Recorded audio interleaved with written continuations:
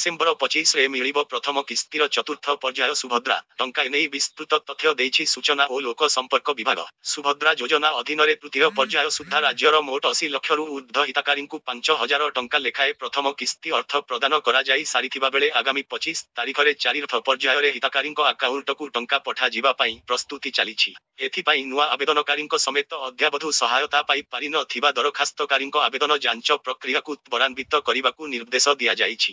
December 1 ସୁଦ୍ଧା ସୁଭଦ୍ରାରେ ମୋଟ 1,36,612 ଆବେଦନ ଗ୍ରହଣ ହୋଇଥିବା ପ୍ରକାଶ ଯୋଗ୍ୟ ଅଯୋଗ୍ୟ ତାଲିକା ପ୍ରକାଶ ପାଇବ।